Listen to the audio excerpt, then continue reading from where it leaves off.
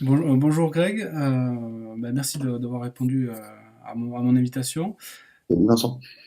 Je suis un peu stressé, c'est ma première interview, mais j'ai souhaité t'interviewer parce que et partager ça avec vous donc sur le blog et puis peut-être aussi sur le blog de Greg, parce que Greg il a un talent très particulier et qui peut être utilisé dans la mathématiques et qu'il utilise magnifiquement bien dans la sienne. Donc je vais peut-être le laisser se présenter et puis voilà, on va essayer de tirer le meilleur parti de cette interview pour que vous ayez un max de qualité. Je te laisse. D'accord. Donc moi, Grégory Lagrange, en fait, je suis coach, consultant, formateur en web marketing. Après, les talents particuliers, je sais pas, c'est toi qui vas me dire apparemment si tu en as repéré un. Je dois en avoir deux, peut-être trois, donc dans le lot, je sais pas de quel tu veux parler. Non, plus sérieusement, tu voulais qu'on parle d'emailing, je crois. C'est ça. Enfin, d'art d'écrire des mails. Donc, plus Ouais. sérieusement, bon, moi je suis ton travail depuis un petit moment et la question que j'avais envie de te poser, c'est comment faire en sorte que vos destinataires se précipitent systématiquement sur vos emails et pas sur ceux des autres, Mhm. et comment faire en sorte qu'ils passent systématiquement à l'action. Ouais. Alors il y a plein de questions là-dedans. Enfin, dans ces deux-là, ça quasiment être une petite formation. J'ai essayé de faire simple. Déjà, il y a des petits trucs à comprendre techniquement avant tout. Quand on écrit un mailing à pas mal de personnes, hein, des gens qui sont inscrits à notre mailing list, le premier objectif, c'est que nos emails, ils arrivent vraiment dans leur boîte de réception et pas dans les spams. C'est un peu le risque, hein, si on a 1000, 10 000, 20 000 inscrits et qu'on envoie un mailing à tout le monde, plus en fait les gens cliquent sur nos mails, plus ils les ouvrent, plus ils scrollent pour vraiment les consulter jusqu'en bas, plus ils vont cliquer sur les liens qu'on va mettre dans nos mailings, plus finalement ça fait que ça s'affiche vraiment dans la boîte de réception des gens à qui on envoie nos mails et pas dans les spams ou dans l'onglet promotion par exemple sur Gmail. Donc ça c'est vraiment hyper important. Donc un truc, enfin il y a deux trois petites choses à faire comme ça qui permettent d'éviter qu'on tombe dans les spams hein, avant que je rentre vraiment dans les techniques de rédaction Mhm. d'écriture, T'as de ce un qu'on truc à appelle. partager avec nous, par exemple, sur les comment faire en sorte de ne pas tomber dans les spams en particulier? Il y a différentes choses. Déjà, euh, idéalement, le premier mail, en fait, qu'on envoie à notre liste, l'objectif numéro un, ça va être de faire en sorte qu'ils répondent. Alors, c'est pas forcément le cas pour le premier mail uniquement, mais plus on va faire que les gens répondent à nos mails, plus en fait, à tout ce qui est, comment ça s'appelle, enfin, tu sais, les Yahoo, les Gmail, les Hotmail, enfin, toutes les boîtes de réception, en fait, qui filtrent, en fait. C'est eux qui décident en fonction de différents critères, si c'est un ami qui envoie un mail, si c'est un email important, si c'est de la promo, si c'est de la pub, si ça doit aller dans les spams ou pas. Si on arrive à faire répondre les gens à nos mailings relativement régulièrement, au moins une fois, ça prouve que c'est pas de la promo, c'est pas de la pub, c'est pas du spam. Donc, des techniques qu'on peut utiliser pour arriver à faire ça, c'est simplement de demander dans le premier mail aux gens, par exemple, de nous répondre et de leur poser une question. Par exemple, quel est votre plus gros problème sur cette thématique, sur la thématique dont on traite, par exemple, dans notre site web, Ok, ou de leur demander ce qu'ils pensent de telle ou telle chose. Enfin, vraiment d'engager un maximum les personnes qui sont nouvellement inscrites à notre mailing list à répondre. Parce d'accord. que déjà, si on arrive à faire ça, c'est bon. Après, ça veut dire que ces personnes-là vont recevoir nos mails systématiquement bien dans la boîte de réception. Donc ça, c'est la première manière de faire. Et c'est le principal finalement. Après, des choses auxquelles il faut faire attention aussi, c'est que quand on utilise un autorépondeur, donc c'est-à-dire un système qui permet de contacter tous les inscrits à notre liste, ce qui se passe, c'est que forcément, on va accumuler avec le temps des adresses mail qui sont pas bonnes. C'est-à-dire voilà des adresses mail que les gens utilisent, enfin qui soit ils ont rentré une adresse mail bidon parce qu'ils voulaient recevoir ce qu'on leur offrait contre l'inscription. Et à ce moment-là, bon voilà enfin chaque mail qu'on va leur envoyer finalement il arrive nulle part. C'est parce que c'est une fausse adresse mail. Ouais, c'est des adresses Ça type ça, Yopmail et ça s'appelle compagnie, quoi. comment? C'est les adresses enfin, soit jetables, soit des adresses Ouais, il y a deux types d'adresses mail qu'on veut éviter. C'est l'adresse mail qui n'existe pas, donc quelqu'un qui rentre un faux email juste pour recevoir le truc derrière. En espérant finalement qu'il n'y ait pas besoin d'accéder à sa boîte mail avec cette adresse qui est fausse, qui n'existe pas, donc il risque pas d'avoir accès au truc. Donc ces mails-là, de toute façon, dès qu'on va leur envoyer quelque chose, ça va créer ce qu'on appelle un bounce. Et c'est ça qu'il faut regarder régulièrement dans notre autorépondeur, en fait, et effacer toutes les adresses qui sont en bounce. Alors, on peut traduire ça par rebond.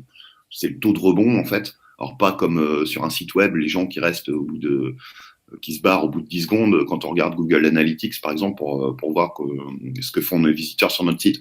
Non, là, c'est vraiment les adresses mail, en fait, qui vont directement en spam parce que ça n'existe pas,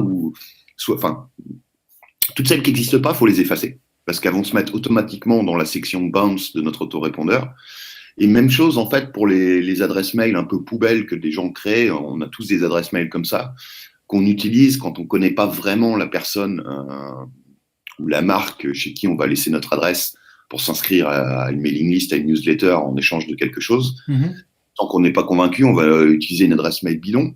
Et ce qui se passe, c'est qu'une fois qu'on a envoyé 10, 20 mailings cette adresse mail-là, et forcément qui est une adresse qui n'est pas consultée donc par l'utilisateur, ça va passer aussi dans les bounces, c'est-à-dire en spam directement, en fait. Okay. Il faut faire donc régulièrement, c'est un nettoyage dans notre autorépondeur. Il y a toujours sur notre liste de contacts, dans toutes les personnes qui sont inscrites sur notre liste, il y a des gens qui sont désinscrits de notre liste, il y a des gens qui sont en bounce comme ça. Et les bounce, faut les effacer en fait régulièrement. Moi personnellement, je le fais chaque semaine. J'efface tous les bounce. Et ça permet en fait à chaque fois qu'on envoie un nouveau mailing, que le taux de délivrabilité soit meilleur en fait. Et que ceux qui veulent, qui sont intéressés par ton contenu reçoivent bien le mail et qu'ils passent pas en spam. Voilà, exactement, qu'il arrive vraiment bien dans leur boîte de réception. D'accord. Si on a trop de bounce, finalement, y compris pour les gens qui voudraient vraiment recevoir nos trucs, nos emails, qui ont effectivement une bonne adresse, ça va finir par apparaître dans les spams, alors que ça devrait pas. Ah. Tout simplement parce qu'à côté de ça, on a un taux d'adresse mail pourri, en fait. Alors... Et après, c'est la même chose aussi, comment pas finir dans les spams. Enfin, le truc, c'est que si, je sais pas, tu envoies 30, 40 mailings à une personne et qu'elle a ouvert aucun de ces mailings-là, au bout d'un moment, elle va forcément aller dans les spams. Donc, c'est intéressant aussi de regarder les personnes de traquer, donc c'est faisable avec les autorépondeurs, de regarder les personnes qui n'ont pas ouvert tes mailings depuis 3 mois, 4 mois, et de les désinscrire, en fait, parce qu'ils font pas de bien à notre mailing list, parce que ça affecte la délivrabilité générale des mails qu'on envoie aux autres. Et s'ils ne sont pas ouverts depuis 3-4 mois, c'est qu'ils ne sont pas intéressés de toute façon, donc il n'y a aucun problème à les désinscrire. Alors, du coup, donc ça, c'est super intéressant techniquement sur la partie web marketing. Alors, j'essaie de transposer en même temps pour les gens qui suivent plutôt comment gérer efficacement leurs emails. Souvent, il y a beaucoup de gens qui sont bombardés de spam et donc, ou de newsletters et qui hésitent vraiment, parce qu'ils sont plus intéressés par le truc, à se désinscrire. Là, typiquement, on peut vraiment, par peur de froisser éventuellement le blogueur, etc. Et clairement, ça rend service à personne, ni à celui qui reçoit les mails tous les jours et qui fait supprimer, ni au blogueur qui envoie du contenu de qualité et qui voit son contenu de qualité passer dans les spams pour ceux que ça intéresserait. Donc, ce qu'on peut encourager les gens à faire quand ils sont inscrits à une newsletter, c'est soit de la suivre, et tant mieux. Et si, effectivement, régulièrement voir s'ils n'ont pas plus besoin de ces infos-là, qui se désinscrivent aussi de manière à être ni polluer le travail de ceux qui suivaient à un moment donné, quoi. Ouais, le problème qu'ont toutes les personnes qui font du marketing, alors donc au sens très large, c'est-à-dire qui ont une mailing list pour partager du contenu, des offres, etc., c'est que tout le monde a peur des désinscriptions. Alors qu'en fait, il faut les encourager, les désinscriptions. C'est-à-dire qu'il faut vraiment faire comprendre aux gens qui sont inscrits à notre liste ce qu'on fait, ce qu'on va partager. Si on vend des trucs à l'occasion, si on fait des promotions, alors les prévenir que oui, aussi, ils vont recevoir des offres commerciales. C'est pas uniquement du contenu. Faire aussi comprendre que s'ils sont dans tel ou tel type de cas, s'ils ont tel ou tel type de mentalité qui correspondent pas du tout à nos valeurs. En gros, si c'est des gens qui vont rien apprendre et à qui ça va pas, qui n'ont pas forcément la psychologie pour trouver de la valeur de ce qu'on partage, qu'ils ont rien à faire sur cette mailing list là. Ça sert strictement à rien de garder ces gens-là. notamment quand on vend des choses, que ce soit des formations, du coaching, enfin peu importe, des services, des produits, c'est des gens qui ne deviendront jamais clients. Ça, c'est voilà, enfin c'est pas se rendre service que de garder ces gens-là sur notre mailing list là. Donc souvent, enfin ce qui est important quand on partage du contenu, des messages comme ça, c'est vraiment en fait de provoquer les désinscriptions en polarisant. C'est-à-dire vraiment être attractif pour les gens qui sont les gens avec qui on a envie de travailler, qui sont nos prospects idéaux, nos clients idéaux, et faire en sorte que les gens qui vont pas se retrouver dans ce qu'on fait, soit parce que ça les intéresse pas plus que ça, soit parce qu'ils accrochent pas à notre personnalité, soit parce que le contenu est peut-être trop avancé, désolé pour le petit bruit, le truc qui s'éteint, le contenu est trop spécifique, enfin, quelle que soit la raison que ces gens-là se désinscrivent, parce que c'est pas pour eux. Donc vraiment ne pas hésiter à être un petit peu, pas forcément trash, mais pas, c'est des bonnes idées aussi de montrer dans nos mailings, dans la façon dont on écrit. Par exemple, je sais pas, moi je vends des choses sur le marketing, comment faire à partir d'un site web, enfin pour trouver de la visibilité sur Internet, se faire connaître, attirer les bons prospects uniquement, justement ceux qui vont être intéressés par ce qu'on fait, les aider à leur apporter de la valeur de façon à ce qu'ensuite ils soient intéressés par acheter des formations, des produits, suivre du coaching, enfin peu importe ce qu'on vend. Mais voilà, le principe, c'est de faire en sorte que les gens qui n'ont pas la mentalité pour réussir, qui sont peut-être pas prêts à s'investir suffisamment autour du marketing de leur site, par exemple, pour prendre mon exemple, c'est qu'ils se barrent. Ils vont pas profiter de ce que je leur donne. C'est pas pour eux. Donc du coup, enfin voilà, c'est à part recevoir quelquefois des emails en retour qui sont pas super agréables ou des gens qui comprennent rien. Enfin c'est le problème de s'adresser à trop de gens, aux touristes finalement. Vaut mieux vraiment cibler uniquement les gens avec qui on a envie de travailler, qui sont les plus à même de profiter de ce qu'on fait, quoi que ce soit, et vraiment de tisser une vraie relation avec ces gens-là, et les autres leur faire comprendre que c'est pas pour eux, et de leur dire clairement, voilà, il y a un bouton pour se désinscrire juste en dessous, et voilà, il n'y a pas de mal, quoi, sans rancune. Ce qui est intéressant, alors du coup, enfin, j'essaie toujours de faire le parallèle dans cette interview entre tes expertises et comment on peut gérer plus efficacement ces mails, surtout plutôt en entreprise. Donc c'est Ouais. bien souvent comment dire, on travaille avec des collègues, des clients, des fournisseurs, etc. Des fois, on peut envoyer des mails à diverses personnes. Et ce qui est intéressant dans ce que tu dis, c'est la notion de ciblage. C'est-à-dire que effectivement, on cible à la bonne personne, quoi. Et Ouais, tout à fait. Bon, a priori, si c'est dans le cadre d'une entreprise, enfin, si tu envoies un mail à tes collègues ou à un fournisseur, enfin, a priori, les gens sont intéressés. Enfin, voilà. Mais par contre, ils sont intéressés, mais ils en reçoivent aussi beaucoup de mails. Et ouais, l'idée, c'est de se dire, ok, ils reçoivent beaucoup de mails.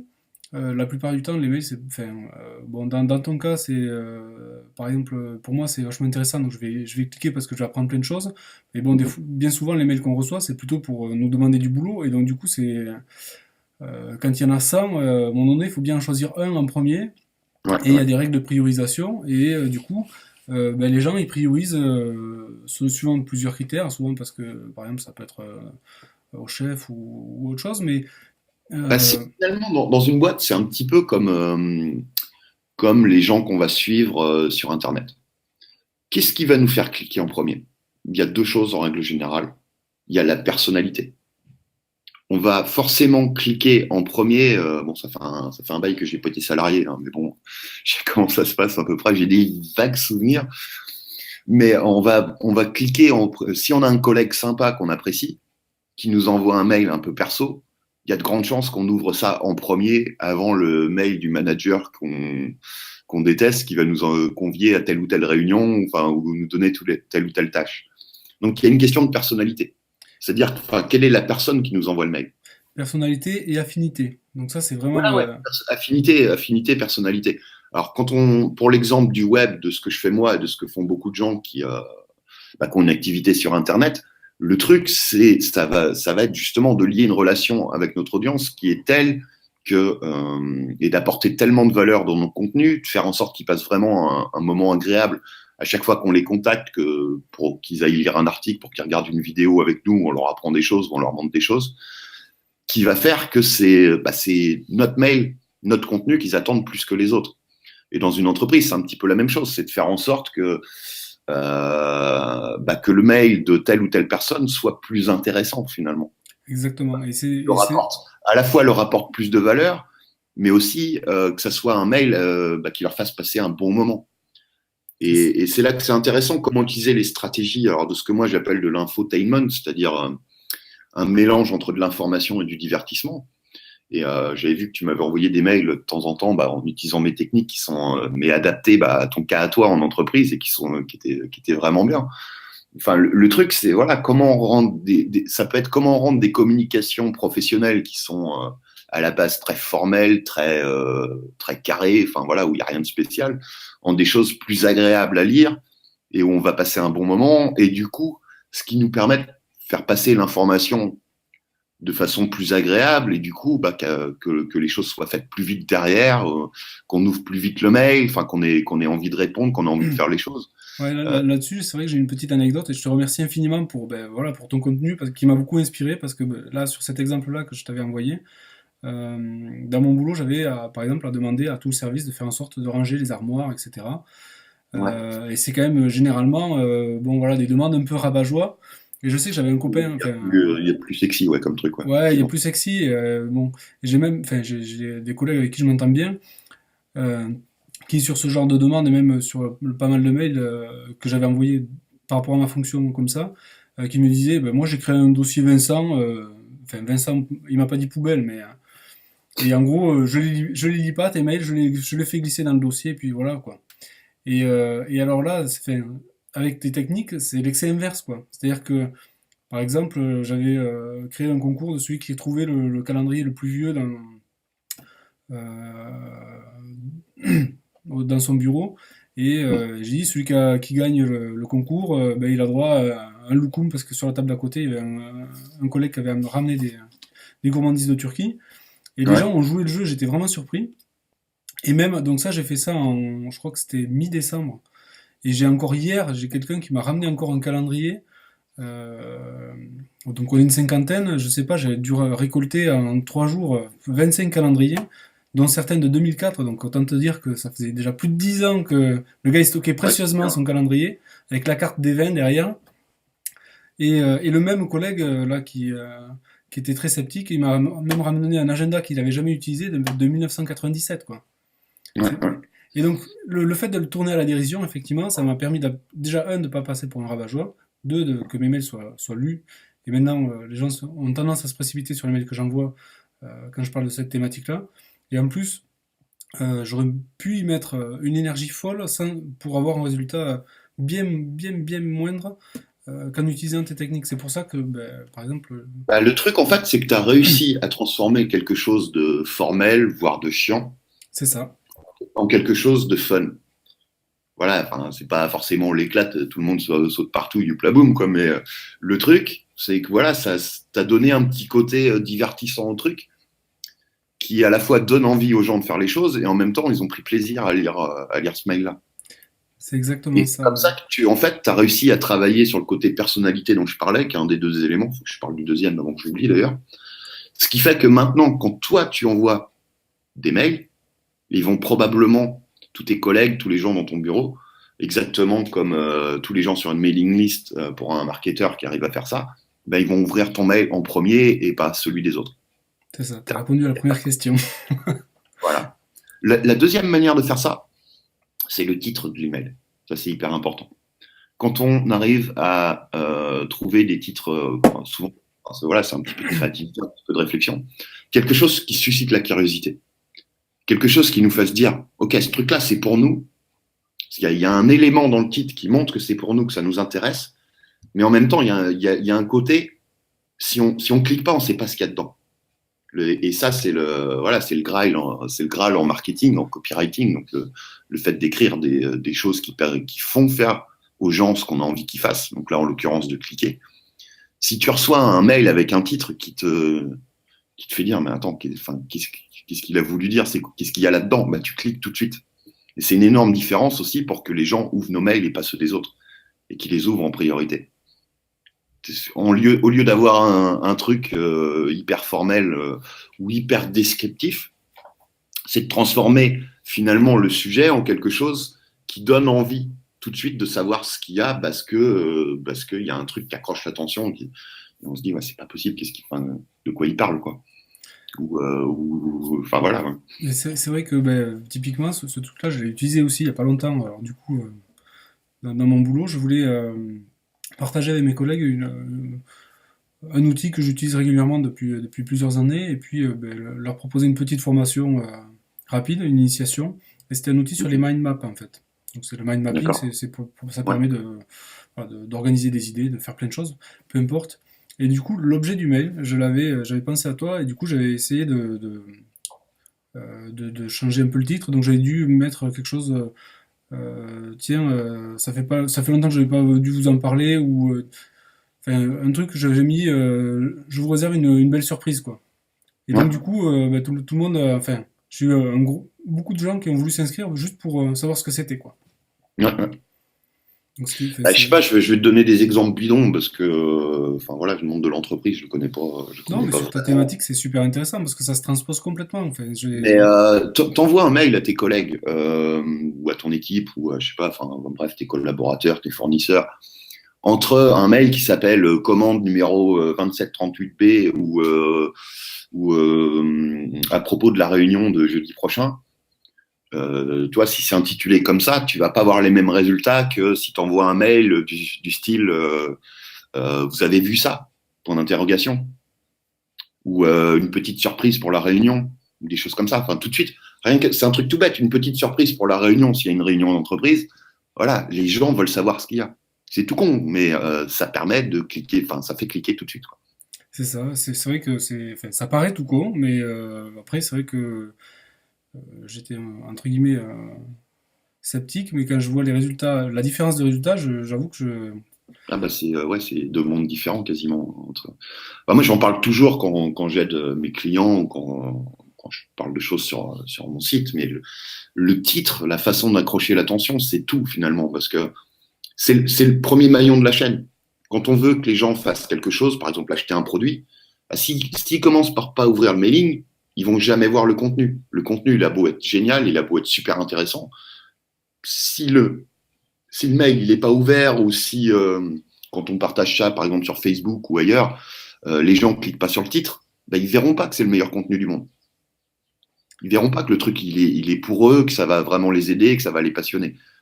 Si voilà, c'est le premier maillon de la chaîne. S'il ne serait pas cliqué, les gens ne vont pas plus loin. Point barre.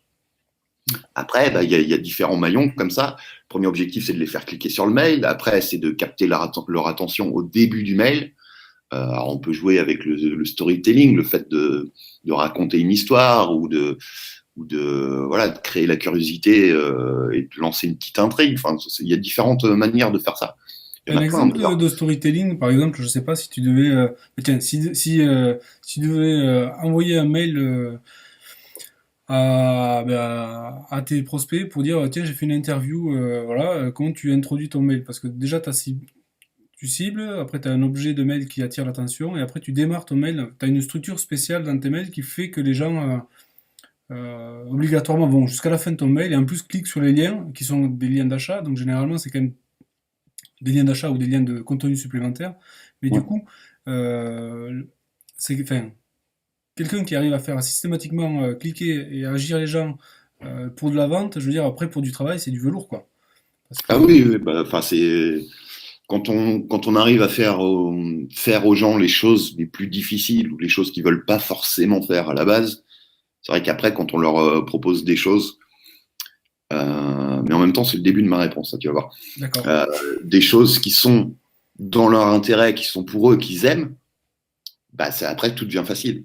Justement le truc, quand tu essayes de faire vendre par exemple, toi tu as un mailing qui amène, enfin, tu fais, bon, on a vu le cas du titre. Tu fais cliquer pour lire un mailing qui va amener ensuite, par exemple, sur une vidéo de vente. Tu vends un produit, par exemple.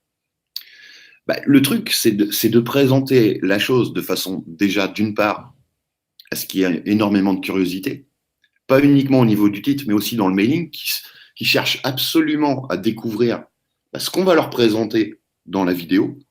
Et ils n'ont pas besoin de savoir que c'est une vidéo de vente à ce stade-là, mais simplement leur, voilà, Si on sait exactement ce qu'ils veulent, si on sait exactement ce dont ils ont besoin, si on sait exactement ce qui les intéresse, si on sait un petit peu comment ça se passe dans leur vie, comment ils réfléchissent, enfin voilà, tout est dans la connaissance du marché, ou alors ça c'est pour le marketing, mais globalement dans la connaissance des gens à qui on envoie un mail. Si on sait exactement ce qui les intéresse, ce qu'ils veulent, ce dont ils ont besoin, quels sont leurs problèmes, etc., il suffit simplement de réfléchir à ça et tourner notre mail de façon à ce qu'ils se disent, waouh, oui, effectivement, ça c'est pour moi, ça va m'intéresser. Ah, puis il y a des éléments de curiosité. Il présente dans son mail des choses. Je comprends que c'est pour moi, mais en même temps, il dit pas tout dans le mail. Donc j'ai besoin de cliquer pour aller plus loin. Je vais vraiment cliquer pour voir qu'est-ce qu'il veut dire, de quoi il va me parler sur ce sujet précis. Donc, Il y a le côté ciblage. Il y a le côté ciblage en faisant comprendre aux gens que c'est vraiment pour eux, que ça va vraiment les aider. Et il y a le côté curiosité qui fait que on ne dévoile pas l'intégralité du truc, exactement comme sur un titre, de façon à ce qu'ils cliquent pour aller plus loin en fait. Ok. Donc, en gros, tu as un contenu qui fait en sorte que à la fin, les gens cliquent sur le bouton et puis après, tu as le même genre de process sur la vente et Ouais. au bouton de paiement, quoi. Ouais, Ok. finalement, les techniques de copywriting comme ça, hein, c'est des techniques de persuasion. Alors, c'est un terme des fois qui est pas super bien vu. C'est pas de la manipulation, c'est De dans le l'influence, sens on où va dire. on fait les choses dans l'intérêt des gens aussi, quoi. Enfin, le but c'est pas de vendre je sais pas, un aspirateur à quelqu'un qui vit dans un igloo, quoi. Il en a pas vraiment besoin, quoi. Le truc, c'est que si les gens ils sont inscrits à notre liste ou s'ils s'intéressent à ce qu'on fait, ils ont forcément, ils sont forcément intéressés par certaines choses.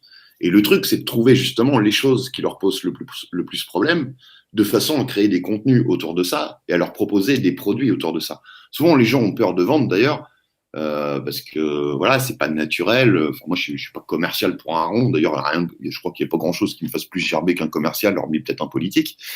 Bref, mais le truc, c'est que quand on apporte de la valeur aux gens, quand on a des choses à partager qui sont des choses qu'ils veulent et qui sont capables, enfin, qui sont à même de les aider à obtenir les résultats qu'ils veulent, à résoudre les problèmes qu'ils ont, voilà, ça serait ne pas rendre service aux gens que de pas leur faire de pas leur vendre nos trucs, quoi. À Complètement. partir du moment où c'est qualitatif et ça répond à exactement à ce qu'ils veulent, il y a aucun problème avec ça. C'est vrai que les gens ont un petit peu de mal, ça fait un petit peu peur, quoi. Dans les... Alors, je fais juste une parenthèse avant de revenir sur les techniques d'influence que tu utilises pour faire en sorte que les gens agissent, en fait. Sur la partie infotainment dont tu parlais, c'est vrai qu'il y a une partie qu'on peut utiliser, par exemple, au boulot. Moi, souvent, par exemple, si j'ai un truc... les trucs où je sais que ça va être lu, ben, je fais entre guillemets pas d'effort et parce que je sais que les gens ont besoin de cette info-là pour travailler, donc je sais que je vais pas avoir besoin de rajouter du fun. Par contre, les mails où j'ai besoin de faire avancer le schmilblick, et que ça va être un peu galère, j'essaie peu d'apporter du fun et des fois, souvent, j'intègre des copier-coller d'images un peu rigolotes que je trouve sur Google et rien que ça, la curiosité de ce que je vais leur envoyer le jour aujourd'hui fait en sorte qu'ils ouvrent et qu'ils se disent ok bon je suis un peu plus détendu, ça m'a fait rigoler, ok je vais le faire ce qu'ils me demandent parce que effectivement ça fait partie du boulot mais c'est pas rigolo quoi. Mais entre moi j'ai dû leur envoyer ça mais il y a peut-être je sais pas 10 ou 15 autres personnes qui leur ont envoyé des trucs et à un moment donné la journée elle est pas extensible donc il faut qu'ils fassent des choix, il y a des choses qu'ils font pas et il y a des choses qu'ils font et parmi les choses qu'ils font souvent ben, c'est des choses que je leur demande parce que je l'ai demandé et ajouté quelque chose d'un peu drôle quoi. Donc ça c'est vrai que c'est sympa et si je reviens sur... Hein. Ça fait partie des nombreuses stratégies qui permettent de. Enfin, quand on fait du marketing, et ça rejoint exactement ce que tu disais, toi, ton objectif, c'est de faire des choses de faire des choses aux gens qui sont pas forcément, voilà, super drôles et des trucs sur lesquels ils piaffent d'impatience et qu'ils ont envie de faire en se levant le matin. Enfin, ça les fait pas vibrer le truc. Ça dépend des fois mais oui effectivement. C'est exactement la même chose, par exemple, quand moi je dois expliquer une stratégie ou un truc un peu complexe, voire pas super intéressant en tant que tel, mais qui est nécessaire à comprendre pour arriver à résoudre un problème ou à aller plus loin derrière. Des fois, on est obligé de faire passer des informations qui sont un petit peu plus lourdes, un peu moins digestes, mais qui sont nécessaires. C'est ce que tu appelles, toi, Ah, l'éducation, c'est ça, hein? ouais, tout à fait. Ouais. C'est à ce moment-là, justement, où le fait de rendre ça plus digeste en mettant un côté léger, soit en apportant un brin d'humour, soit en choquant un petit peu, soit en prenant des comparaisons avec des choses de la culture populaire. Enfin, je sais pas, faire une comparaison entre ce dont tu parles et je sais pas, moi, ce qui s'est passé la veille dans les infos ou un film que tout le monde a vu, et toi faire une comparaison tout au long de ton texte autour de ça, bah, c'est des choses qui permettent de faire passer des informations qui sont moins digestes, qui sont un peu plus chiantes, qui sont plus techniques, plus avancées, peut-être plus pointues, mais de les rendre plus facilement digestibles, dans le sens où bah, il y a ce côté léger qui est à côté, enfin qui est mixé dedans en fait. C'est exactement le même principe qui permet, par exemple, de faire, je sais pas, t'as une émission qui s'appelle, merde, comment ça s'appelle ce truc-là? On n'est pas couché, je crois que c'est le truc de Ruquier Ouais, sur ouais, doit être le samedi soir. Enfin, je regarde jamais la télé, mais ça m'arrive de regarder des fois des replays de parties qui m'intéressent sur YouTube. C'est exactement, j'aime bien cette émission juste pour un truc, c'est que c'est la définition de l'infotainment. c'est vrai, ouais. Ils Depuis que ont tu... des invités, ils ont des invités chaque semaine, quasiment chaque semaine, qui sont des invités culturels, mais qui font des trucs qui vont pas forcément parler aux foules, parce que c'est voilà, enfin c'est, je sais pas, peut-être un bouquin, voilà, qui est pas grand public, qui est assez, je sais pas, enfin tu vois l'idée quoi, un bouquin un peu obscur. À côté de ça, ils vont avoir des invités politiques, ils vont avoir des invités dans tel ou tel style, mais ils ont aussi bah, des invités plus drôles. Et puis, il y a ce côté clash, des fois, qu'il y a avec leurs chroniqueurs, où il y a le côté humour qui fait qu'en fait, ça mélange information et divertissement. Et c'est un des rares moyens, et ça fait partie, je pense, même si je regarde peu la télé, enfin, pas du tout, des très rares émissions qui parviennent à faire regarder vraiment à la masse des choses qui n'intéressent pas les foules, justement, comme les politiques ou comme un romancier de 70 piges qui va te parler d'un truc hyper obscur, quoi. C'est vrai, ouais. Justement, parce que le côté divertissement rend léger le passage de cette information-là. Ok. Donc on a vu un petit peu là le ciblage, l'objet, la curiosité, etc. Et après, derrière, je sais que tu utilises aussi des leviers émotionnels pour que les gens passent à l'action. Donc, bah, je te laisse peut-être développer cette partie-là, mais je sais qu'il y a l'urgence, il y a la curiosité, on en a parlé. Ouais, Euh, bah, il y a beaucoup de choses. Et après, on n'utilise pas forcément toutes les techniques dans chaque mail, hein, mais enfin, souvent, c'est vrai que plus on rédige, après, plus c'est naturel, et on réfléchit même plus aux techniques. Enfin, ça devient, effectivement, alors, juste pour rester sur l'urgence, parce que tu viens de le citer, c'est toujours bien de donner une raison valide de faire passer les gens à l'action tout de suite et pas plus tard.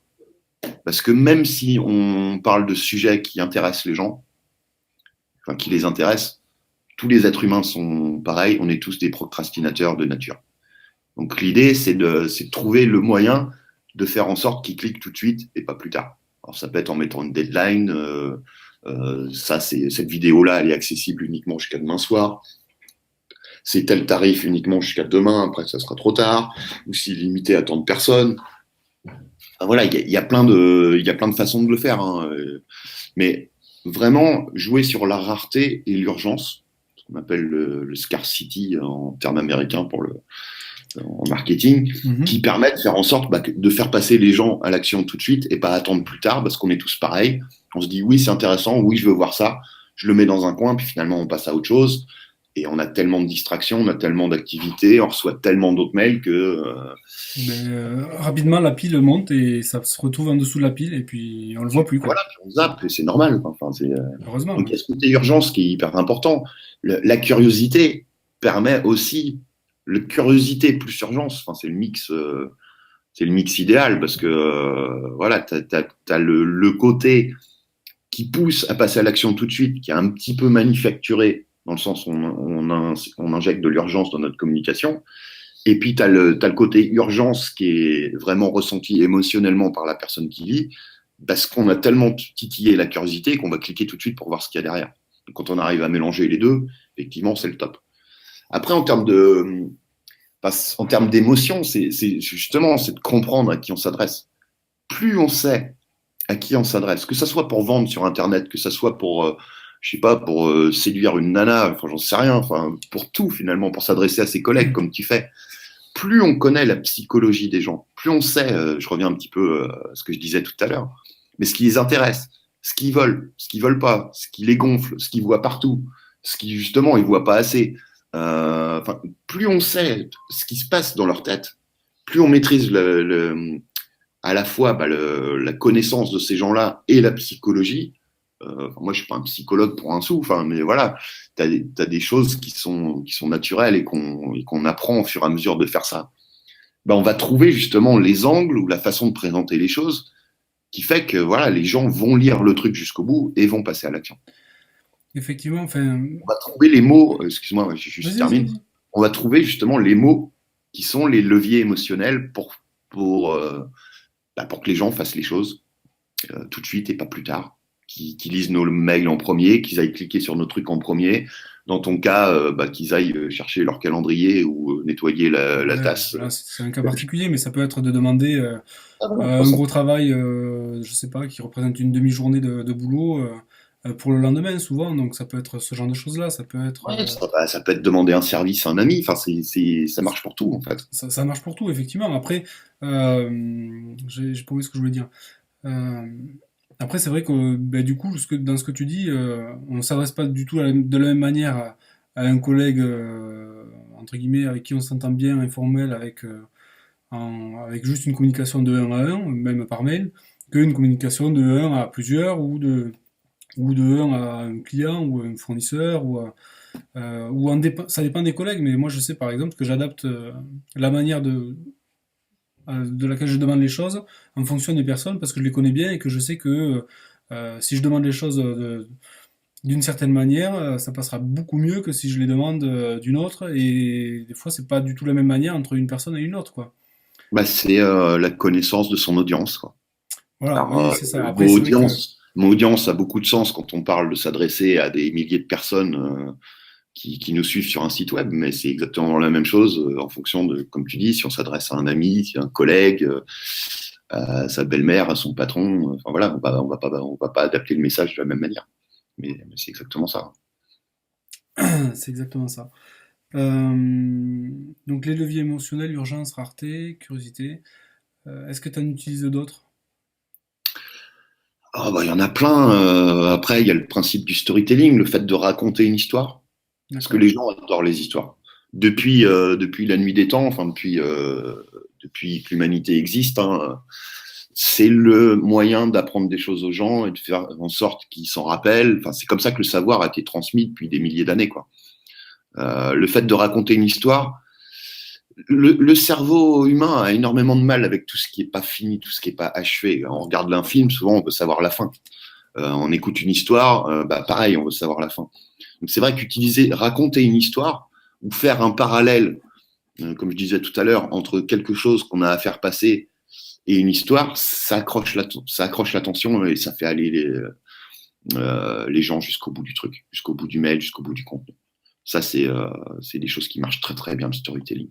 Donc là, à chaque fois, par exemple, tu ouvres, entre guillemets, enfin, ce qu'on appelle techniquement, on ouvre des boucles, quoi. C'est-à-dire que tu ouvres une boucle tu continues ton truc et les gens ont besoin de l'information pour refermer cette boucle, sinon ils ont envie d'aller plus loin, comme ben, plein de films font, toutes les séries C'est télé le encore plus font. loin que le fait de raconter une histoire, parce que tu peux raconter une histoire qui est juste une histoire sur un seul niveau, Oui, horizontal, tu as ton histoire qui commence, tu racontes ton histoire jusqu'au bout, jusqu'à la chute.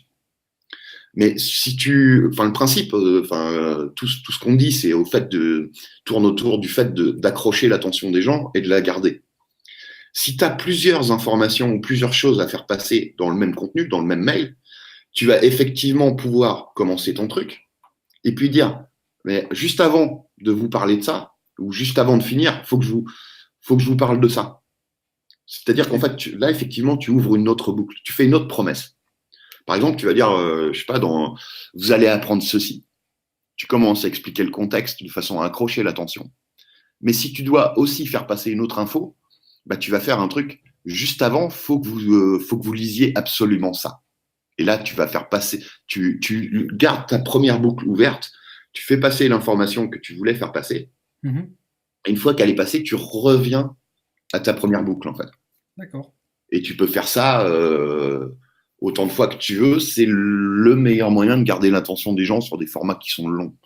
Alors, vaut mieux faire des formats quand même qui sont plus courts, parce que t'as rien qu'un réflexe psychologique. Si on voit un email qui est une tartine comme ça de 3000 mots, ça donne pas envie d'être lu, forcément. On est découragé d'entrée de jeu.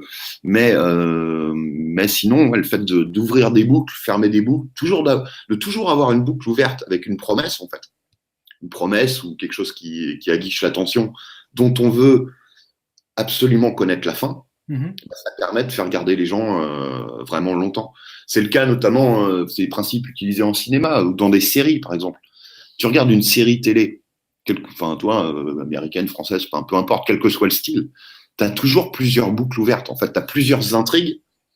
Tu as peut-être une intrigue avec tel ou tel personnage, mais avant de te montrer la fin de l'intrigue avec ces personnages-là, bah, il va y avoir un changement, une nouvelle scène qui va concerner peut-être d'autres personnages avec une autre intrigue.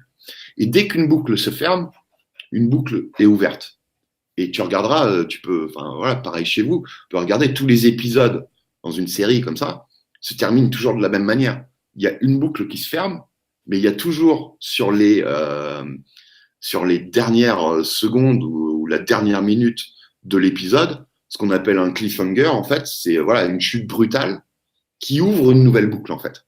Et où on reste sur notre fin, on se dit merde, qu'est-ce qui va se passer là? Et t'attends là, et bah, soit si tu télécharges ou tu as un coffret de DVD, bah, ça te donne envie de regarder la suite tout de suite. Et puis sinon, bah, tu restes en chien, puis t'attends le truc avec impatience pour que l'épisode passe à la télé la semaine d'après. Quoi. Et donc ça, tu peux par exemple l'utiliser sur une série de mailing, par exemple. Tout Une à série de fait. mails ou un projet avec différentes étapes et Ouais. ben, ménager, enfin, faire en sorte qu'il y ait un petit peu de suspense à la fin de chaque étape, de manière à ce que les gens ben, hop, se En fait, précipitent sur ton mail ou sur ce que tu as bah, proposé c'est le après, principe quoi. du teasing en fait, et c'est un principe tout simple, mais qui permet de faire en sorte, non seulement tu as accroché l'attention avec ton mail, ils ont lu tout le truc, si tu as bien fait ton truc, ça les intéressait, ils ont fait l'action que tu as envie qu'ils fassent, mais en plus tu finis avec ton cliffhanger sur un truc qui est encore meilleur, c'est qu'ils attendent qu'un truc, c'est ton prochain mail. Et Et hop, ça, bon, voilà, je dis pas qu'il faut le faire systématiquement, moi je le fais qu'une fois de temps en temps dans mes mailings d'ailleurs, mais c'est des techniques qui sont extrêmement efficaces, ouais, qui sont très clairement. puissantes. Ouais. Et après, ce que j'aime bien aussi, c'est qu'il y a aussi, enfin, par exemple, dans ton travail, tu varies les formats, c'est-à-dire que c'est jamais pareil, quoi.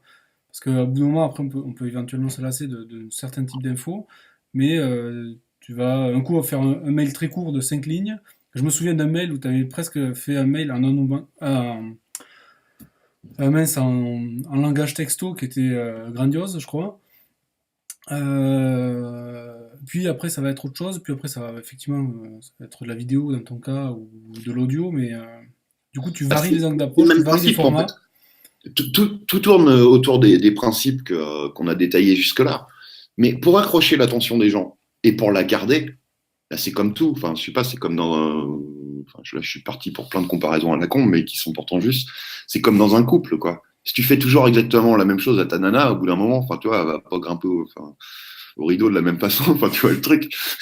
Bah, je sais pas, enfin, c'est pareil dans tous les types de relations, dans tous les types de trucs. Si tu peux adorer un groupe de musique, si le prochain album il ressemble exactement à celui d'avant, bon voilà, ça perd de son intérêt. Toujours surprendre, surprendre, surprendre. Un coup c'est court, un coup c'est long. Un coup tu vas utiliser le storytelling, un coup tu vas faire un truc choquant, après tu vas faire un truc plus normal, mais tu sais que ça va passer parce que ça correspond vraiment à ce que tout le monde veut. Après tu vas repartir sur autre chose. Enfin, toi, enfin, plus tu surprends les gens systématiquement, plus ils vont se dire qu'est-ce qu'ils m'envoient ce coup-ci.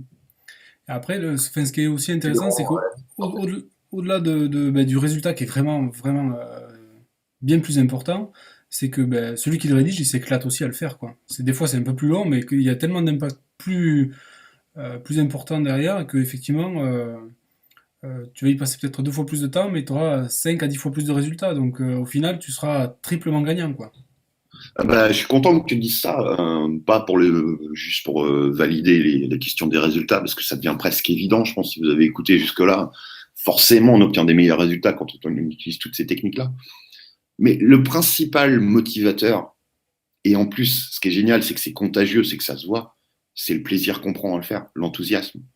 C'est quand on s'éclate à faire quelque chose, mais que ce soit écrire un mailing ou faire n'importe quoi, tourner une vidéo, bosser, enfin n'importe quoi dans la vie, quand on prend du plaisir, quand on s'éclate à faire le truc, forcément ça se sent, ça se voit. Et les gens prennent d'autant plus de plaisir à regarder, à lire, enfin, voilà, à interagir avec ce qu'on fait, quoi. Ouais, c'est contagieux, quoi. C'est contagieux. Ouais, ouais. C'est viral. Dans le bon Bah, sens du terme. viral, pas forcément, mais contagieux, ouais, clairement. Mm. Ok. Est-ce que je sais pas ce qu'on pourrait rajouter. Bah, écoute, Euh, moi je pourrais te parler de mailing pendant 150 ans, mais bah, je pense qu'on a fait un bon petit tour de quelques techniques fondamentales déjà. ah oui, là déjà, on a parlé storytelling, d'infotainment, de copywriting. Donc copywriting, c'est l'art d'écrire pour vendre. Euh, et puis de tous les leviers qu'on peut utiliser et qui sont à notre portée pour faire en sorte qu'on soit à la fois mieux perçu, donc c'est-à-dire qu'il y a aussi une notion de personnalité qui est plus mise en avant et aussi plus efficace parce que avec plus d'influence positive entre guillemets, parce qu'on se fait à la fois plaisir et on fait plaisir aux gens à qui on envoie les mails et c'est aussi pour ça qu'ils agissent plus à ce qu'on leur envoie, quoi. Ouais, tout à fait. T'as bien résumé. Ok. Eh bien, écoute, merci infiniment, Greg. Ouais. C'était une super interview. Pour une Avec première, plaisir, c'était Vincent. super. Avec plaisir. Juste petite dernière chose. Donc, si vous aimez la vidéo, bah, vous pouvez cliquer sur j'aime. Greg, on n'a pas parlé de son site, mais son site, c'est lifestyler.fr. C'est un spécialiste en web marketing, donc bon, l'écriture des mails, c'est quand même son truc. Et mon site, c'est Outlook GPS Fastoche, c'est .fr et c'est pour gérer des emails, soit à la maison, soit plutôt en entreprise, et pour y passer beaucoup moins de temps. Voilà. Ça marche. Merci Vincent, à bientôt. Merci Greg, bye.